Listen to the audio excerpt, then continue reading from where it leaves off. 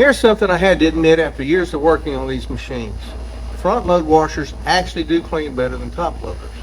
I didn't believe it either, and I can tell you, I pushed back on that for a long time. But I went back and I looked at control testing, and then I compared it to what I actually see come through my shop. And those two things don't always agree with each other. So stick with me, because the cleaning performance is only one part of this story, and the part nobody talks about is what it's going to cost you when something breaks. So let me start with why front loaders come out ahead in testing, because once you understand how they work, it actually makes sense. Now, a front load washer doesn't have an agitator in the middle. Instead, the drum rotates, it kind of lifts the clothes up and drops them back down through a shallow pool of water and detergent. It does this over and over, and the clothes are tumbling and folding over each other and rubbing together. And every time they fall, they're being dragged through a concentrated pool of detergent. And here's the key word there, concentrated. Because there's less water in the drum, the detergent isn't diluted the way it is in a top loader. It stays stronger throughout the cycle. And in control testing, front loaders consistently remove more soil, rinse more thoroughly, and they pull more water out of the clothes at the end of the spin cycle. And that's not marketing, that's just how the physics of the machines work. Now here's where my shop experience starts to complicate that picture. Now in a lab, they're testing with standardized loads, similar fabrics, similar soil levels, and controlled conditions. And that's useful, but it's not your laundry. In the real world, if you're dealing with heavy soiled work clothes, grease, mud, grit, the kind of stuff that really needs to be worked out, a good top load agitator machine can still hold its own. And here's why. On a traditional top loader with an agitator, what's happening inside that tub is more organized than it looks. The lower vanes on the agitator are pushing the water and the clothes outward toward the edge of the spin basket. And as that happens, the material near the center is being pulled downward, and you end up with a continuous rolling circulation, kind of like a donut turning inside the tub. And your clothes move outward along the bottom, rise up along the outer wall, and they fold back in toward the center, and they get pulled down again. And on one of those dual action agitators that ratchet, the upper section also grabs the clothes, and they pull them back down to the vanes on the bottom of the agitator. So you've got that rolling circulation and the back and forth motion layered on top of it.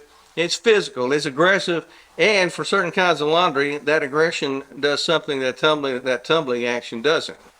So here's where I've landed after looking at both of the testing and what comes through my door for everyday laundry. Shirts, sheets, towels, your regular household stuff. Now, front loaders really do have the edge, but if you're dealing with heavy duty loads on a regular basis, I think the top load agitator machine still has its place. Now let's talk about the part that most people don't think about until it's too late, because this is where working on these machines every week gives me a perspective that you're not going to get from a buyer's guide. Most service techs don't enjoy working on front load washers. I'll just be straight with you about that. A lot of components are packed in tight. To get to something as simple as a drain pump, which is a common failure on these, you have to pull the entire front of the machine apart sometimes, and we're talking about removing the door boot, taking off the front panel, dealing with the control panel, the soap dispenser housing, and the braces and the wiring, and just to reach a pump. And if the machine won't drain, the door stays locked. So now you're trying to work on a machine you can't open, reaching for a pump that's buried at the bottom. And even when you use that little emergency drain hose, you're not getting all the water out. And once you finally break that pump loose, water's coming out of there regardless. And that's going to mess up your utility room. And if the machine isn't on a pedestal, that emergency drain hose is so low to the floor you can't get in a container under it. Replacing that door boot's another one. It can be done, but it's not always fun. You get spring clamps and tight spaces, and you got to get everything seated just right, or it's going to leak when you're done with the job. Now compare that to a top load machine. Most of the time you get into them from the top or by tilting them back and getting underneath it. pumps and motors, suspension. Now those components are usually accessible without tearing the whole machine apart. And even in a tight utility room, you can often service the top loader without moving it too much. Now, from a repair standpoint, top load machines, they're just more forgiving. They're both for the technician and for the homeowner. Now, let's talk about cost, because there are really three layers to this. Up front, top load machines are usually cheaper to repair. They're simpler design, they're lower price point, and front loaders, they cost more, and if you add a pedestal and and you get matching units, that gap gets kind of wide. So operating costs do flip around because front loaders use less water and they use less detergent and they spin faster, which means water gets pulled out of your clothes more efficiently, and your dryer doesn't have to work as long. And over time, that does add up in your favor. But the third layer is one that surprises a lot of people, and that's the cost when something major breaks down. Your front load machines tend to go a long time without problems, but when something significant fails, like your bearings, your spider arms, and the tub assembly, those aren't small jobs. You're looking at major tear downs, expensive parts, and in a lot of cases, the repair costs, they just get too close to what the machine is worth, and that's when you have to make a hard call. Now, top loaders, they tend to have more frequent but smaller issues like suspension rods and lid locks and maybe shift actuators. But those are usually cheaper fixes. You're more likely to keep one going with reasonable repairs over a longer period of time. So what you're really choosing between is this. With a front loader, you may go years without a problem. But if something major does go wrong, it can be an expensive decision.